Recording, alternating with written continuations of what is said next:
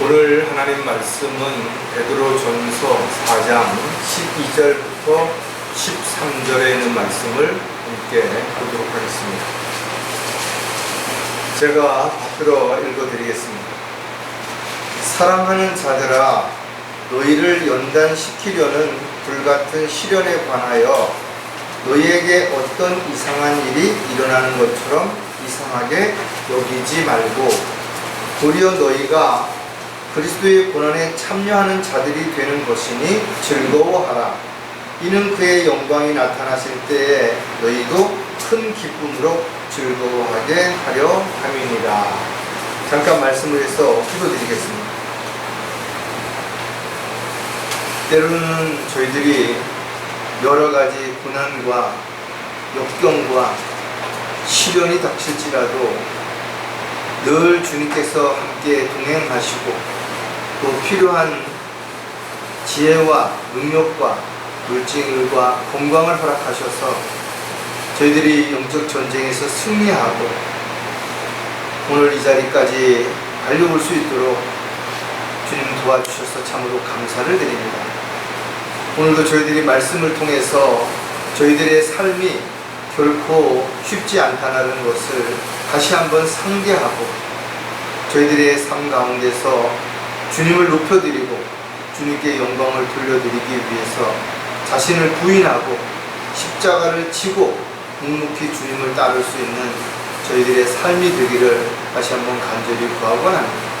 지금까지 잘 달려왔던 것처럼 앞으로도 어떤 시련과 역경이 닥쳐도 잘 달려갈 길을 마쳤다라고 고백할 수 있도록 도와주시옵소서. 항상 감사와 찬양과 기쁨이 넘치는 가운데 어려움을 극복하고 또 고난을 견뎌내고 또 주님 맡겨주신 일들을 위해서 늘 승리할 수 있는 그런 저희들이 되도록 도와주시옵소서. 다시 오실 우리 주 예수 그리스도의 이름으로 기도드렸습니다. 하나님께서는 전지전능하신 분이시다. 여러분도 말씀을 통해서 이미 다 알고 계실 것입니다. 다시 말해서 모든 걸 다 아시고 모든 것을 다 하실 수 있으신 불가능한 것이 없으신 분이시다라는 거죠. 그렇다면 왜 우리가 힘들고 어려운 상황에 처해 있을 때 또 궁핍하고 또 아프고 불안과 역경 가운데 있을 때 다 아시면서 다 해줄 수 있으시면서 왜 침묵하시는가? 그래서 많은 사람들이 불평하기도 하고 의아해하기도 합니다. 하지만 오늘 우리가 본문에서 봤던 것처럼 하나님께서 이와 같은 과정을 통해서 우리를 더 성숙하게 또 주님이 쓰시기에 합당한 그릇으로 만드시기 위해서 그렇게 하신다라는 거예요. 아마 오래전 얘기지만 아들이 군대 가기 전에 학교에서 휴학계를 내고 알바를 한 적이 있었어요. 제가 병원에 상담할 때인데 그날따라 제가 안병동에서 상담을 마치고 엘리베이터를 타고 내려오려고 하는데 오래 기다려도 엘리베이터가 무슨 일 때문인지 올라오질 않아서 좀 마음이 급해서 약속도 있고 해서 계단으로 내려오다가 저 밑에서 누군가가 그 시멘트를 이렇게 섞은 사물회라고 하는 그거를 한 푸대를 이렇게 안고 올라오는 모습을 봤어요. 근데 깜짝 놀란 것이 그게 바로 아들의 모습이었는데 땀 범벅이 된 데다가 숨이 턱에 닿을 만큼 막 훅훅대는 그 소리를 듣고 제가 마주칠 용기가 안 나서 얼른 4층에 그 문을 열고 들어간 적이 있었는데 그 다음에 제가 얼마 후에 아들 군대 갔을 때 제가 그때 그런 얘기를 한번 해본 적이 있었어요.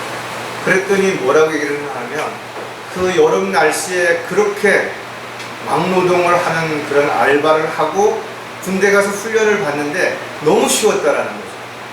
다른 친구들은 너무 덥고 너무 힘들어 하는데 자기는 전혀 힘든 줄 몰랐다라는 거예요. 어떻게 보면 하나님께서 저와 여러분을 연단시키는 과정이 애처로우실 겁니다. 얼마나 안타깝겠어요. 얼마나 뭔가 도와주고 싶겠어요. 그러나 그런 것을 아시면서도 묵묵히 보고 계시는 것은 우리가 그런 과정을 겪어내지 않는다면 우리가 강해질 수 없다라는 거예요.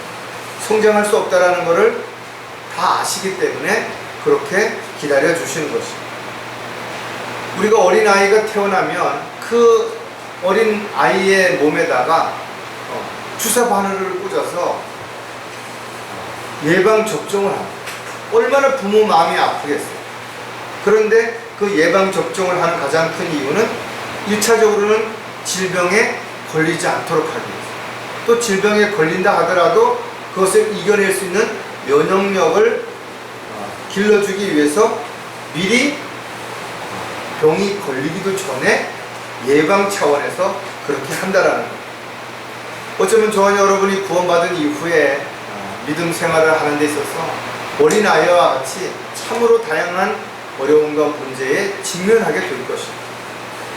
그럴 때마다 누군가가 도와준다면 우리는 끊임없는 도움을 받아야 될 것이고, 결국은 누군가의 도움의 손길이 끊어지거나 미치지 못하는 상황에 처하게 됐을 때는 우리는 쓰러지거나 포기하거나 낙담할 수밖에 없을 것입니다. 따라서 저와 여러분이 평소에 지속적으로 이와 같은 대비책을 가지고 준비를 하고 또 거기에 합당한 노력을 하고 있다면 우리가 어려움이 닥친다 하더라도 좀 힘들겠지만 능히 이겨내고 견뎌내고 성공한 삶을 살아갈 수 있을 것입니다. 지금까지 우리의 삶을 돌아보면 참 많은 어려운 일들이 있었죠. 그런데 여기서 끝나는 게 아니라 앞으로 마지막 때에는 훨씬 더 힘든 일들이 일어날 수도 있다는 거예요. 그럴 때도 우리는 지금처럼 조금 더 힘을 내고 조금 더 기다리고 조금 더 용기를 갖는다면 능히 달려갈 길을 마치고 주님 앞에 분명하게 서는 그때가 오게 될 것입니다.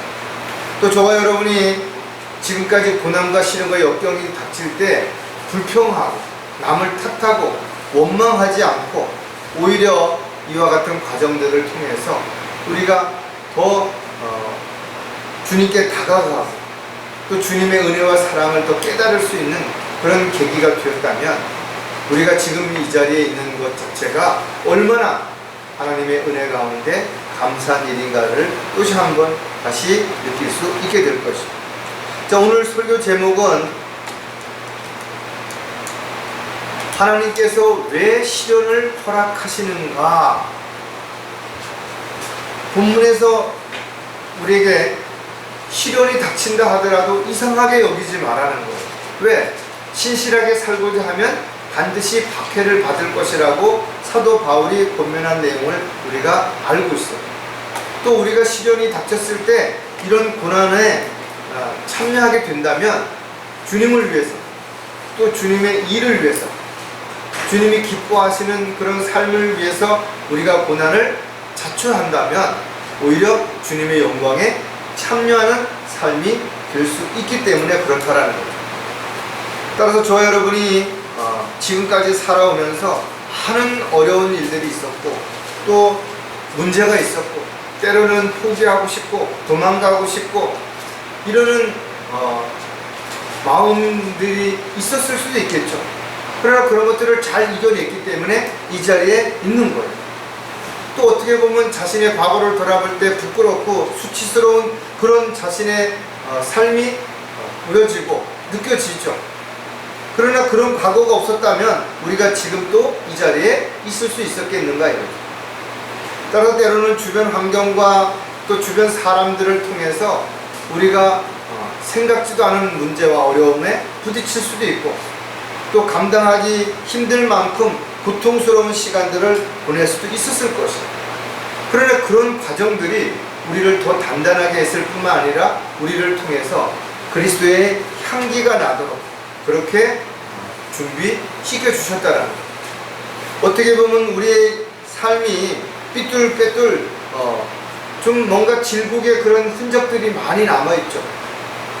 그러나 이런 것들이 어떻게 보면 우리가 영적인 삶을 위해서 싸웠던 영광의 상처이고, 또 우리가 이것이 주님 앞에 나가서 잘했다고 칭찬받을 수 있는 근거가 될 수도 있기 때문에, 우리가 주님을 위해서 또 주님을 따라가는 삶에서 남겨지는 흔적들이라면, 이 흔적이 때로는 좀 흉해 보이고 때로는 그것으로 인해서 아픔이 기억날지라도 오히려 우리가 감사하는 저와 여러분이 반드시 되어야 될 것입니다. 많은 사람들이 인생이 좀 편했으면 좋겠다라고, 신앙생활에 좀 굴곡이 없이 평탄했으면 좋겠다라고 생각할 수도 있어요.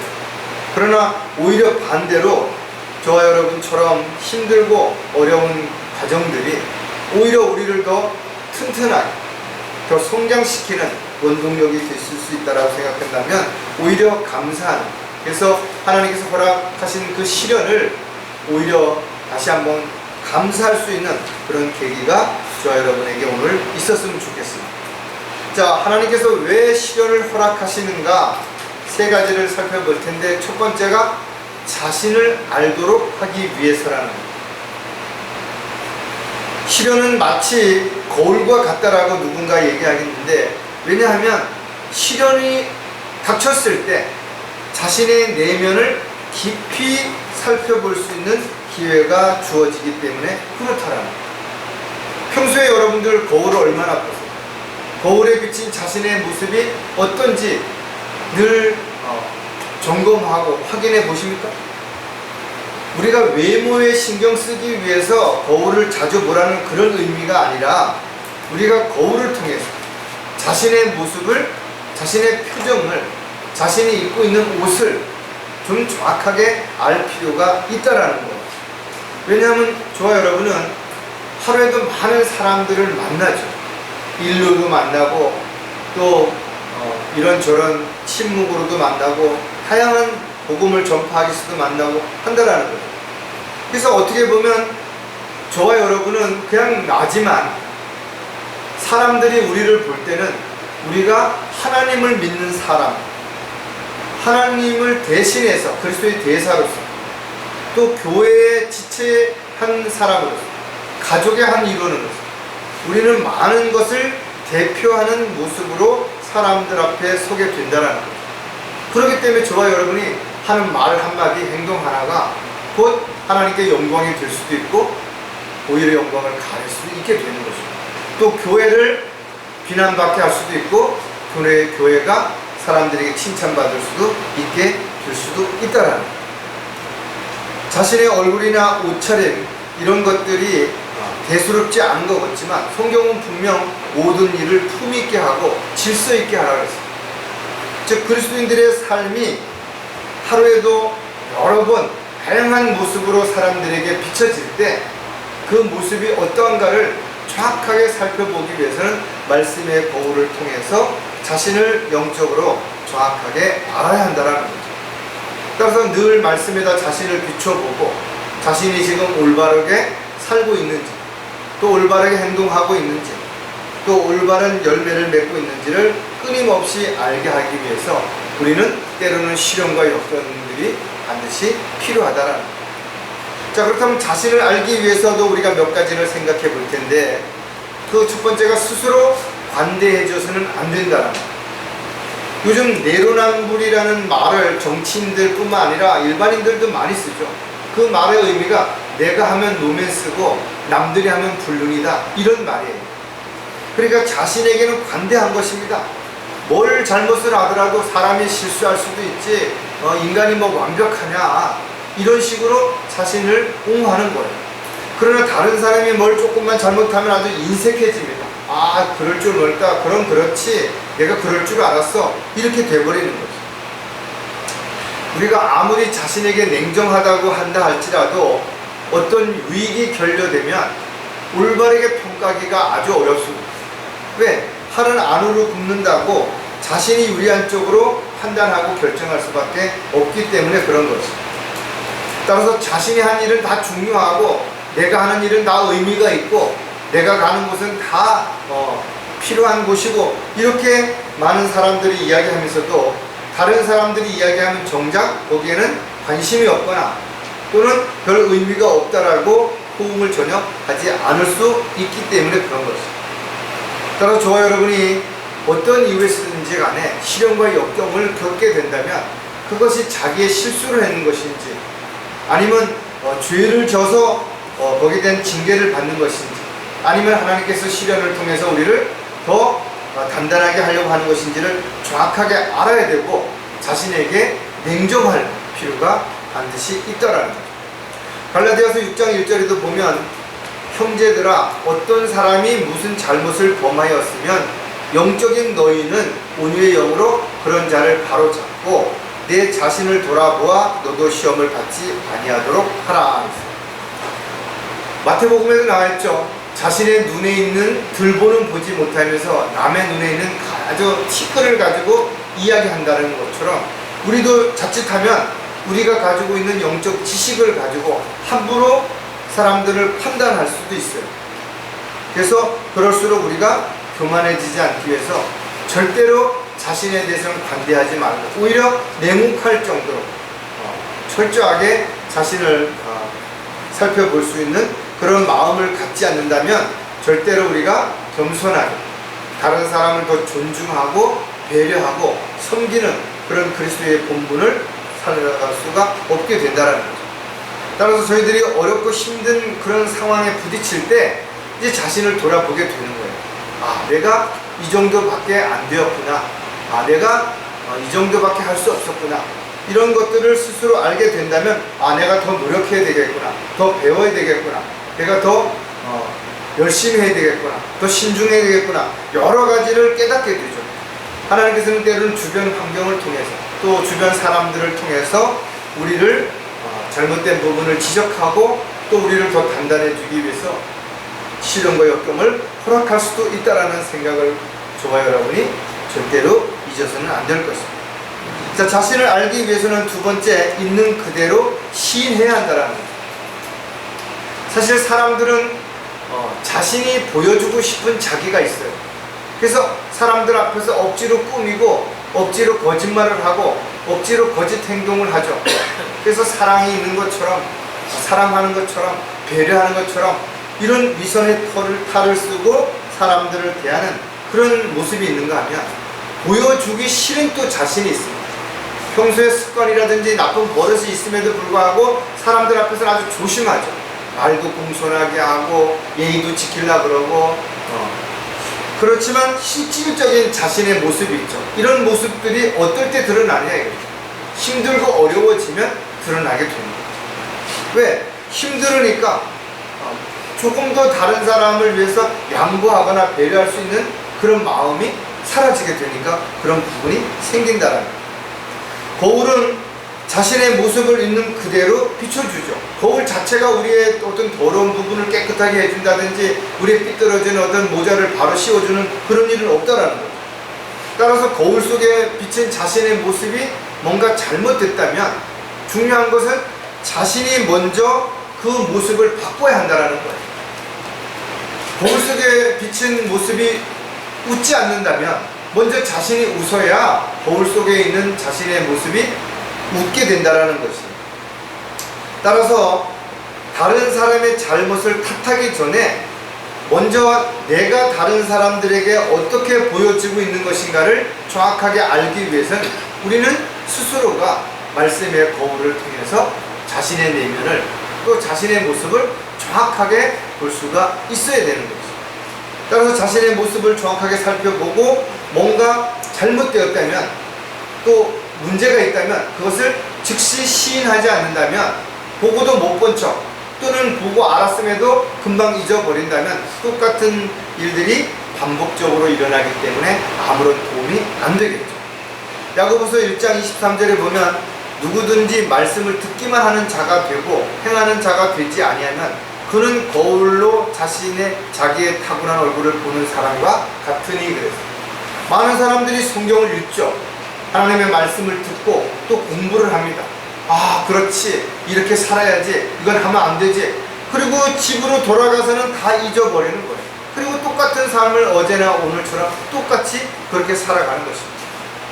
따라서 자신이 비춰진 그 거울 속의 모습을 바꾸는 것은 반드시 자신이 먼저 그 사실을 인정하고 잘못된 부분을 고치지 않는다면 달라질 수 없다라는 거예요. 따라서 자신의 말씀의 거울에다가 매일 수시로 자신의 모습을 비춰보고 있는 그대로를 인정할 때 우리가 잘못된 부분을 바로잡을 수 있는 기회가 주어진다는 것을 다시 한번 생각하고, 저와 여러분이 자기를 잘 안다고 생각하지만 실질적으로는 자신을 잘 모르는 사람들이 너무나 많은 것이죠. 왜? 자신을 바라보는 모습, 자신을 바라보는 그 관점이 너무 관대하고 너그럽고 또 너무 자기 중심적이기 때문에 그럴 수 있다라는 거죠. 따라서 자신의 실체를 정확하게 알았다면 반드시 고치거나 바꾸는 것이 반드시 이루어져야 그 다음에 자신의 모습이 다른 모습으로 비춰줄 수 있게 된다는 거죠. 자, 자신을 알기 위해서는 영적인 분별력이 있어야 한다는 거죠. 우리가 육신적인 눈으로 보는 것과 영적인 눈으로 보는 것은 많이 다릅니다. 겉으로 보이는 육신적인 것들은 육신의 눈만 좋아도 얼마든지 다 볼 수 있죠.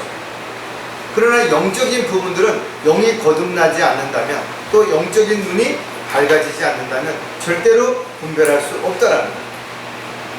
따라서 자신이 어떤 영적인 존재인지 그 실체를 분명하게 알아야 내가 영적으로 성장해야 되겠구나, 또 영적으로 성장했다면 어떤 일을 해야 되겠구나, 이런 것들을 정확하게 알게 된다라는 거예요. 하지만 많은 사람들이 이런 사실을 모르는 이유는 자신이 영적인 눈이 감겨 있거나 영적으로 거듭났다 하더라도 성장하지 못해서 영적인 어리운 아이와 같이 뭘 분별하지를 못하기 때문에 그런 것입니다. 반드시 우리는 구원을 받고 진리의 지식에 이르러야 주님의 종으로서, 일꾼으로서, 도구로서 합당한 삶을 살아갈 수 있게 되는 것입니다. 따라서 우물한 개구리처럼 자신이 이 정도면 됐다라고, 여기가 좋사오니 그렇게 해서는 안 된다라는 거예요.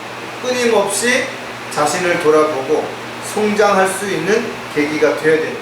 또 영적인 질병이 걸렸다면 반드시 바로 즉시 치료받아야 돼요. 영적인 눈이 멀어지고 영적인 감각이 무뎌지면 영적인 삶이 지속될 수 없기 때문에 그렇습니다. 에베소서 4장 18절에 그들 마음의 완고함 때문에 그들 안에 있는 무지를 통하여 하나님의 생명에서 멀리 떨어졌고 그들은 명철이 어두워졌으며 그랬습니다. 영적인 문제가 생기면 마치 우리가 주의를 짓는 것처럼 영적인 감각이 묻어지는 거예요. 그래서 자신이 잘못하고도 그걸 느끼지 못하거나 느껴도 그 고통보다는 그럴 수도 있지 하고 그냥 넘어가는 거죠.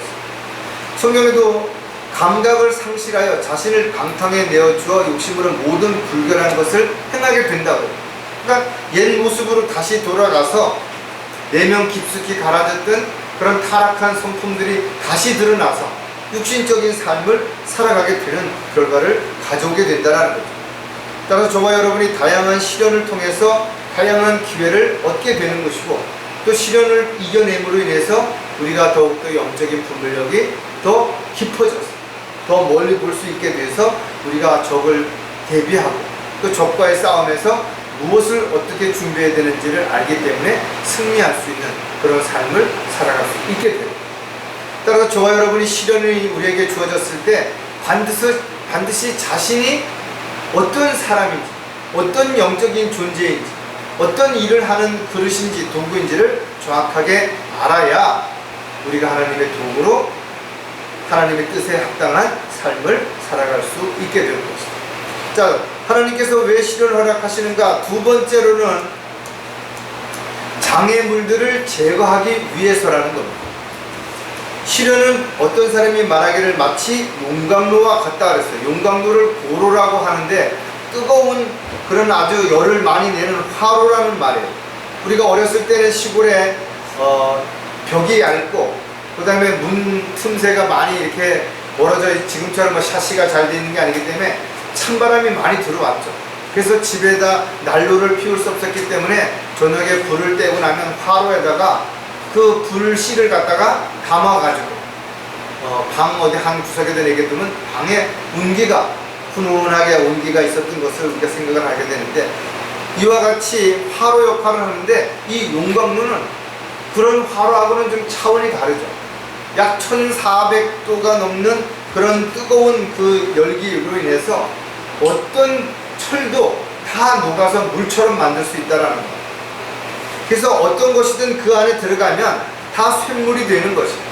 그 과정에서 찌꺼기들이 다 불에 타거나 제거되는 것입니다. 불순물이나 이런 것들이 다 분리되는 것입니다. 그래서 하나님의 말씀은 7번 단련된 은갓도다 그랬죠. 주의 말씀들은 순수한 말씀들이라 흙 도가니에서 단련되어 7번 정화된 은갓도다. 은 목걸이라든지 은 팔찌, 은 반지를 만들려면 이 찌꺼기들을 제거해야만 아주 투명한 그런 정금과 같은 그런 은이 되기 때문에 이런 찌꺼기들을 다 녹여서 걸러낼 때 비로소 아주 멋진 그런 반지나 목걸이가 될 수 있는 것처럼, 저와 여러분도 마찬가지로 실현을 통해서 찌꺼기들을 제거하고 불순물들을 걸러낼 때 우리가 순수한 정금과 같은 모습으로 주님의 도구로 일꾼으로 쓰임받는 그릇이 될 수 있다는 겁니다. 따라서 이런 시련의 관문을 통과할 때 우리에게서는 많은 것들을 제거한다는 사실을 우리가 알고 있다면, 우리가 시련과 역경들이 닥쳤을 때 오히려 불평하고 탓하지 말고 오히려 감사, 그런 과정을 통해서 장애물들을, 찌꺼기들을 걸러내는 계기가 될 수 있어야 되는 것입니다. 자, 장애물들을 제거하기 위해서도 우리가 몇 가지를 생각해 볼 텐데, 그 중에 하나가 짐이 되는 것들을 느껴야 한다는 거예요. 온갖 더러운 것들이 불에 들어가면 다 타죠. 또 찌꺼기들이 분리된다 이거죠. 우리가 구원받은 이후에도 여전히 우리 안에는 아담의 옛성품들에 대한 그 쓴 뿌리들이, 찌꺼기들이 남아있기 때문에 어떤 문제가 생기면, 어떤 힘든 상황이 되면 슬며시 이런 것들이 들고 일어나서 우리를 어떻게 육신적으로, 세상적으로 그렇게 만들어서 결국은 세상의 헛된 것들을 사랑하게 되고 거기에 마음을 빼앗기게 되고 육신의 열매를 통해서 결국은 세상으로 돌아가는, 실족하는 계기가 될 수 있다라는 거예요. 평소에 우리가 차를 타고 다닌다든지 걸어 다닐 땐 숨이 잘 차거나 힘들다는 걸 잘 못 느끼는 거예요. 근데 우리가 급한 일이 있어서 먼 거리를 뛰어간다고 한번 생각을 해보세요. 자신의 몸에 지닌 사소한 것들도 다 그것이 무게가 되고 불편한 어떤 요소가 되는 거예요. 또 숨도 많이 차고 고통스러운 모습도 느끼게 된다는 거예요. 따라서 이렇게 힘들고 어려운 상황에 닥치게 되면 비로소 나한테 가지고 있었던 많은 것들이 쓸모없는 것, 오히려 잘 달리는데 방해가 되는 것들을 알게 되는 거예요. 마찬가지로 저와 여러분이 시련과 역경을 겪고 나면 육신의 눈으로 봤던 좋았던 것, 갖고 싶었던 것들, 하고 싶었던 것들이 오히려 영적인 삶을 살아가는데, 믿음의 경주를 하는 데 있어서는 이런 것들이 장애물이 된다는 것을 뼈저리게 느끼게 되는 것입니다. 야고보서 1장 21절에 보면 그러므로 너희는 모든 더러움과 넘치는 악을 벗어버리고 너희 혼돈을 구원할 수 있는 심겨진 말씀을 온유함으로 받으라. 하나님의 말씀이야말로 우리의 더러운 것들을 완벽하게 제거해 줄 수 있어요. 태워버릴 수도 있고 부숴버릴 수도 있고 씻어버릴 수도 있다는 거예요. 따라서 저와 여러분은 늘 말씀의 물을 통해서 우리가 우리의 육신의 더러운 찌꺼기들을 제거하고 씻어내야 됩니다. 이는 그가 교회를 말씀에 의한 물로 씻어 거룩하게 하시고 깨끗하게 하신 것처럼 저와 여러분이 자신을 늘 돌아보아서 자신의 속에 남아있는, 또 자신의 어떤 삶 속에 녹아있는 그런 더러운 찌꺼기들을 제거하는, 그래서 내면 깊숙이 가라앉아있는 욕망의 찌꺼기들, 욕심의 찌꺼기들, 이런 것들을 다 시련을 통해서 드러나게 하고 드러났을 때 그것을 완벽하게 제거하는 그런 기회가 된다는 것을 우리가 잊어서는 안 될 것입니다. 자, 장애물들을 제거하기 위해서는 방해 요소들을 구분해야 된다는 거예요. 무엇이 필요한지 무엇이 안 필요한지를 우리가 사용해 보거나 사용할 수 있는 상황이 처하지 않는다면 실질적으로 알 수가 없죠. 우리가 이사를 한다든지 집안 정리를 하게 되면 창고나 어디 방 구석구석에 한 번도 쓰지 않은 많은 것들이 나오죠. 사실은 몰라서 못 쓰는 경우도 있고, 알아도 어디 있는지 몰라서 못 쓰는 경우도 있고, 쓰려고 보니까 고장이라서 못 쓰는 경우도 있지만, 사실은 불필요한 것들을 우리가 괜히 높아심에서 잔뜩 가지고 있는 것들이 많이 있다라는 거죠. 따라서 그리스도인들의 삶도 순수해야 되는데, 사실 자세히 뒤다 보면 순수하지 못하다는 거예요. 왜? 온갖 세상적이고 육신적인 것들이 늘 내 안에 가득해 있기 때문에 그렇습니다. 여러분들이 구원받았다고 해서 즉시 무슨 나쁜 버릇이나 습관이 순식간에 다 사라지느냐? 그렇지 않잖아요. 문득문득 그런 생각들이 떠오르게 되고, 그런 또 행동을 하게 되는 때가 오게 되죠. 그래서 우리가 성별되고 성화된다는 것은 이러한 것들을 하나씩 제거하고, 밭에 있는 찌꺼기들을 제거함으로 인해서 옥토를 만들어가는 과정이라는 것을 알 수가 있는데, 즉 고난과 시련은 영적 성장에 있어서 모든 불순물을 걸러내고 찌꺼기를 제거하는 필터와 같은 역할을 하게 된다는 거예요. 그러니까 반드시 그리스도인들의 삶에는 고난이 필요하다라는 거예요. 자, 고린도전서 8장 9절에 보면, 그런즉 너희가 이러한 자유가 어떻게 해서든지 약한 사람들에게 거치는 것이 되지 않도록 유의하라. 사도 바울이 고린도 그 교회 성도들에게 복음을 전한 후에 그들이 영적으로 뿐만 아니라 육신적으로 가난하다 보니까 음식을 먹는 데 많은 제약이 있는 거예요. 고기를 먹고 싶은데 고기값이 너무 비싸니까 시장에 나가서 우상에 바쳤던 고기를 사 먹는 이런 모습을 보고 사람들이 저 사람이 우상에 바쳐진 것들을 먹는다. 그래서 사도 바울은 내가 만약에 누군가를 실족하게 된다면 나는 고기를 먹지 않겠다, 이런 고백을 한 것처럼 자신이 하는 말이라든지 행동이 자신은 아무런 의미 없이, 또 자신은 충분히 그런 걸 감당할 수 있기 때문에 행했다 하더라도 누군가에게는 그것이 걸림돌이 될 수 있기 때문에 조심해야 되겠죠. 그래서 우리가 말이라든지 행동이라든지 무심코 또는 습관적으로 버릇처럼 나오는 것들이 만약에 남아있다면 이런 것들을 반드시 구분해서 그리스도인으로서는 어떤 그런 나쁜 말들은 입 바깥에 나오지 않도록 해야 되고, 또 탐심이라든가 이런 거는 생각조차도 하지 말아야 되는 그런 삶이 반드시 되어야 될 것입니다. 열심히 돌아보고 하나님의 은혜에 미치지 못하는 자가 없도록 하고, 또 쓴 뿌리가 나와서 너희를 괴롭게 하거나 그것 때문에 많은 사람이 더럽혀지지 않도록 하라 그랬습니다. 따라서 그리스도인들은 함부로 사람들을 판단하거나 평가하지 말고, 또 형제들 앞에 거치는 것이나 방해물을 놓지 아니하였는지를 스스로 돌아보고, 우리 자기가 먼저 다른 사람에게 혹여라도 방해가 되거나 걸림이 되는 요소들이 있다면 반드시 제거하는 그런 영적인 삶이 반드시 이루어져야 될 것입니다. 자, 장애물을 제거하기 위해서는 새로운 변화가 이루어져야 한다는 거죠. 아무리 안전장치를 잘 해놨다 하더라도 어느 순간에 그 안전장치가 풀리게 된다면 원래 모습으로 돌아가는 거죠. 구원받은 그리스도인들이 오랜 기간 동안 잘 영적인 삶을 살았어요. 그런데 어떤 날 힘들고 어려운 상황에 딱 부딪혔을 때 자기도 모르는 사이에 옛성품이 벌 드러나죠.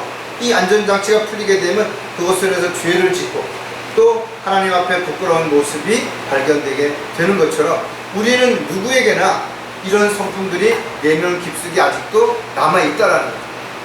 따라서 저와 여러분이 아무리 참고 잘 기다렸다 하더라도 마지막까지 그것을 잘 유지하지 못한다면 어느 한순간에 사람들에게 신뢰를 다 잃게 되거나 비난의 손가락질을 받을 수도 있다는 거예요. 따라서 성경은 우리가 철저하게 구원받았다면 마음의 변화를 받아서 새로운 사람으로서 새 성품을 따라 살아가는 삶이 되어야 된다는 거예요. 용광로에 어떠한 모양의 쇠를 집어넣어도 다 물이 되죠. 그리고 새로운 틀에다가 집어 부었게 된다면 새로운 모양의 모습이 남게 되는 거예요. 마찬가지로 저와 여러분도 과거에 어떤 삶이었든지 어떤 사람이었든지 간에 주님을 만나서 주님을 통해서 우리가 새롭게 되었다면 새로운 삶이 반드시 이루어져야 된다. 고린도후서 5장 17절에도 그러므로 누구든지 그리스도 안에 있으면 새로운 피조물이라 옛 것들은 지나갔으니 보라 모든 것이 새롭게 되었도다 그랬어요. 분명 새롭게 되었죠.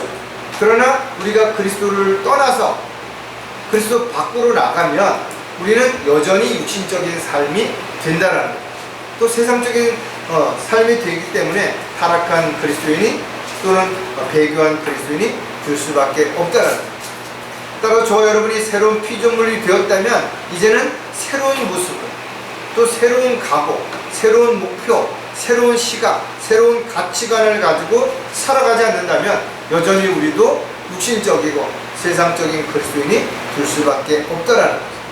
따라서 저와 여러분은 더 이상 자신을 위해서 살지 말고 오직 자신을 위해서 죽었다가 다시 살아나신 주님을 위해서 살겠다라는 헌신된 그런 각오, 마음가짐, 또 그런 자세가 반드시 되지 않는다면 우리의 새로운 변화가 다시 옛 모습으로 돌아갈 수도 있기 때문에 우리에게 이런 요소가 되는 것들은 반드시 제거하고 또 이와 같은 것들이 발견되지 않도록 끊임없는 노력이 반드시 필요하다. 따라서 저와 여러분에게 시련을 통해서 우리가 이런 많은 장애물들을 제거할 수 있는 기회가 주어졌다면 힘들다고 어렵다라고 대충 넘어가려고 하지 말고 오히려 쇠도 달구어졌을 때 두드려서 새로운 모습으로 만드는 것처럼 우리가 그럴 때일수록 더더욱 우리를 정결하게 만들어서 또 강하게 만들어서 주님 쓰시기에 합당한 도구가 될 수 있어야 될 것입니다. 자, 마지막으로 하나님께서 왜 시련을 허락하시는가? 일꾼으로 만들기 위해서라는 거죠. 주님은 우리에게 온유함을 배우라 그랬어요. 온유하다라는 것은 단지 부드럽거나 따뜻한 것만을 의미하는 것이 아니라 오히려 이런 것을 넘어서 아주 강함이 있을 때 정말 부드럽고 정말 따뜻함을 느낄 수 있어요. 저도 회사 다닐 때 한창 유행했을 때 수석을 이렇게 구입하고 뭐 이러는 게 취미였었어요. 저도 집에다 돌을 많이 구해놨었는데 특히 저 청풍이나 이런 쪽에 가면 오석들이 유명하죠. 그 오석은 아주 쇠소리가 날 만큼 단단합니다. 그 단단한 돌이기 때문에 오랜 기간 동안 수마로 인해서 이렇게 갈아서 모양이 잡아졌을 때 아주 부드럽고 아주 곱죠. 그래서 수석으로는 유명하고 가치가 있는 것처럼 마찬가지로 그리스도인들도 여러가지 세상 풍파로 인해서 또 여러가지 시련과 역경과 아픔과 고통을 통해서 다듬어졌을 때 비로소 우리에게서 부드러움, 따뜻한 이런 것들이 표면적, 겉으로 볼 때는 상당히 부드러운데 내면적으로는 아주 강한 외유 내강인 그런 모습으로 우리가 변화됐을 때 우리가 영적인 삶을 통해서 더욱더 강력한 하나님의 도구로 쓰임을 받을 수가 있게 되는 거죠. 우리가 강하게 만들기 위해서는 반드시 어떤 과정들이 필요하죠. 군인들도 특전단 같은 경우에는 훨씬 훈련 강도가 셉니다. 또 훈련도 국가대표들이 훈련을 받는 내용들은 훨씬 더 일반 선수들이 받는 것보다 강도가 강한 것이에요. 이런 과정들을 거치지 않고는 결코 강력한 도구가 될 수가 없기 때문에 그렇습니다. 따라서 대장장이도 강한 농기구를 만들기 위해서는 반드시 모양을 잡은 다음에 두드려서 그 다음에 당금질을 하는 것처럼 저와 여러분도 당금질이 되지 않다면 중국산 농기구처럼 모양만 그럴듯하고 가서 몇 번 쓰면 부러지거나 휘어버리는, 그래서 쓸 수 없는 그런 농기구가 될 수 있기 때문에 하나님께서 저와 여러분을 빚으시고 또 다듬으시고 또 훈련시키시고 이러는 과정을 통해서 시련이 우리를 더 강하게, 더 튼튼하게, 더 강력한 도구가 될 수 있도록 만든다는 사실을 우리가 반드시 기억을 해야 됩니다. 이렇게 우리가 시련을 통과하지 못한다면 우리는 주님의 일꾼으로 쓰임받을 수 없다라는 거죠. 자, 일꾼으로 만들기 위해서도 우리가 몇 가지를 볼 수 있는데 용도에 맞는 도구가 되어야 한다는 거죠. 어떤 농기구도 보면 대장장이가 똑같은 쇠를 가지고 다양한 모습으로 만들죠. 구부리기도 하고 펴기도 하고 두껍게도 만들고 얇게도 만들고 크게도 만들고 작게도 만들고 다 쓰임새가 다르다는 거죠.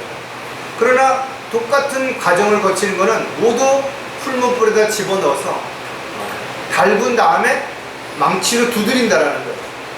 한두 번 두드려서 모양이 만들어지지 않죠. 수도 없이 반복적으로 달구고 또 두드리고 달구고 두드리고 달구고 두드리고 이거를 반복적으로 여러 번 거쳐야 비로소 대장장이가 원하는 농기구의 모양을 갖추게 되는 것처럼 저와 여러분도 하나님께서 쓰시고자 하는 용도에 맞게끔 그 실현 과정이 다를 수 있다는 거예요.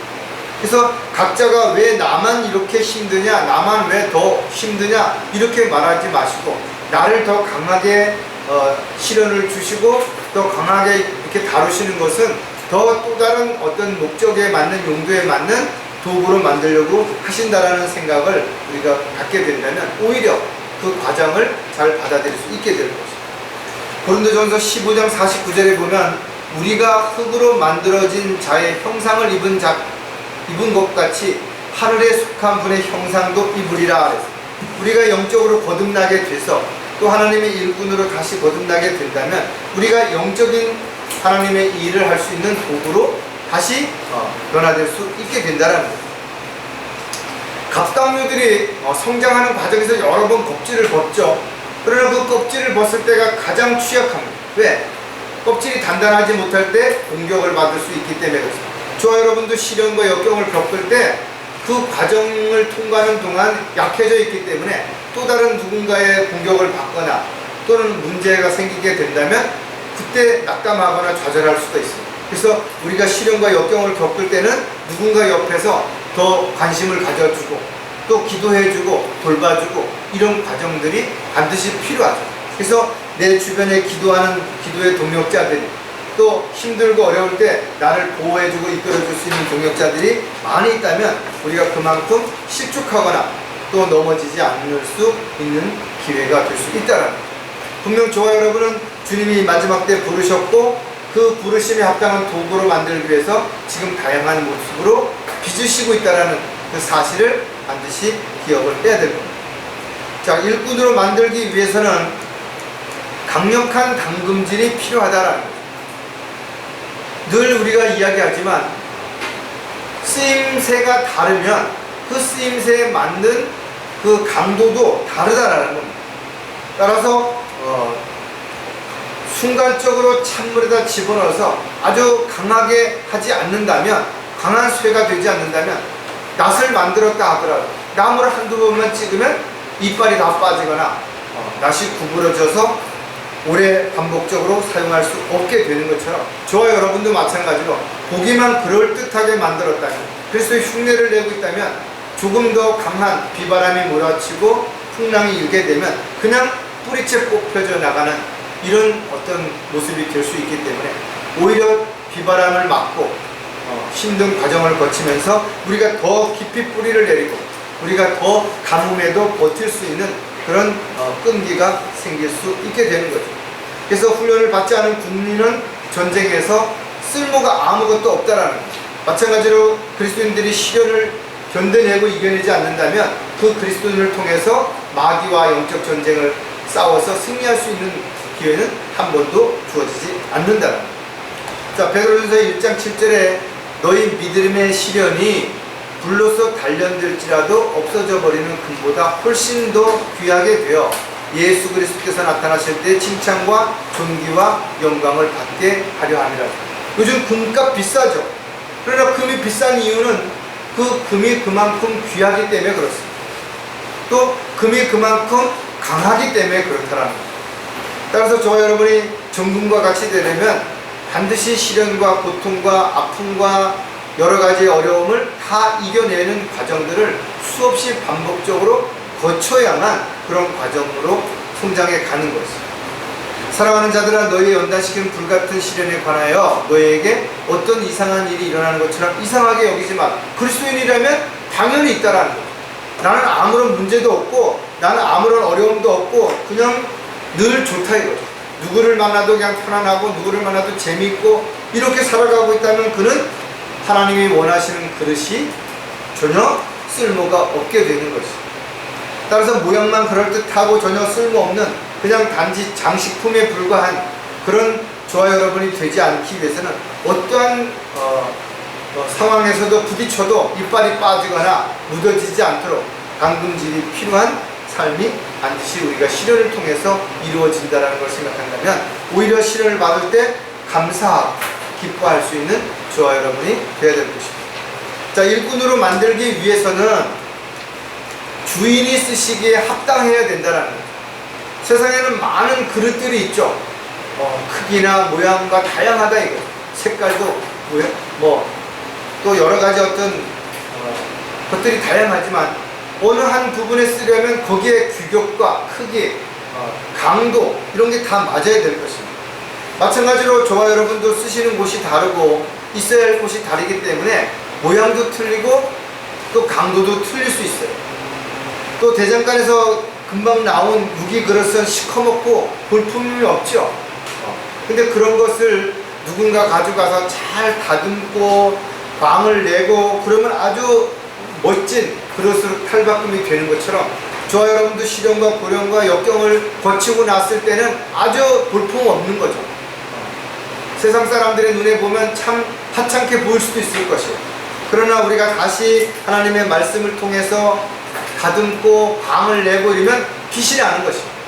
그래서 은은하게 오래 빛이 날 수 있는 그런 그리스도인이 되어야지 반짝반짝 빛난다면 그것은 오히려 세상 사람들에게 더 많은 공격의 대상이 되고 시기가 되고 이래서 결국은 더 파손될 수 있는 경우가 많을 수 있기 때문에 우리의 믿음의 은은한 향기가 은은한 광채가 지속적으로 풍겨나갈 수 있도록 그렇게 해야 될 것입니다.